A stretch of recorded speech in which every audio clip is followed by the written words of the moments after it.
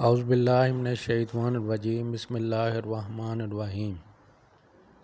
نبی کریم صلی اللہ علیہ وآلہ وسلم کا فیصلہ۔ سیدنا ابو ہریرہ بیان کرتے ہیں کہ ایک عربی شخص حضور صلی اللہ علیہ وسلم کے پاس آیا، حاضر ہوا اور اس نے عرض کیا، یا رسول اللہ، میں آپ کو اللہ کی قسم دیتا ہوں کہ آپ میرے لیے کتاب اللہ سے فیصلہ کر دیجئے۔ اس کے بعد فریق دوم نے کہا جو اس سے زیادہ سمجھدار تھا، ہاں آپ صلی اللہ علیہ وسلم ہمارے درمیان کتاب اللہ سے فیصلہ کیے دیتے ہیں، مجھے اجازت دیجیے کہ میں اپنا حال عرض کروں۔ رسول اللہ صلی اللہ علیہ وسلم نے فرمایا، اچھا تم اپنا بیان دو۔ اس نے کہا، میرا بیٹا اس کے ہاں مزدور تھا اور اس نے اس کی بیوی کے ساتھ زنا کیا۔ مجھے لوگوں نے کہا کہ میرے بیٹے پر رجم واجب ہے۔ میں نے اس کی طرف سے 100 بکریاں اور 1 لونڈی اس شخص کو دی۔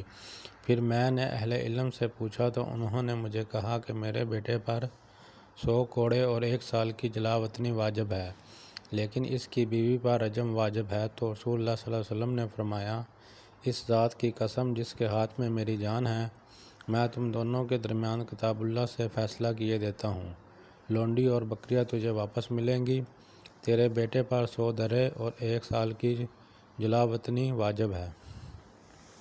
آپ صلی اللہ علیہ وسلم نے فرمایا، اے انس، تم اس شخص کی بیوی کے پاس جاؤ، اگر وہ بدکاری کا اقرار کر لے تو اسے سنسار کر دینا۔ سیدنا ابو ہریرہ رضی اللہ تعالیٰ عنہ فرماتے ہیں کہ اس عورت نے اقرار کر لیا، اس لیے رسول اللہ صلی اللہ علیہ وسلم کے حکم دیا کہ وہ سنسار کر دی گئی۔ Please subscribe my channel.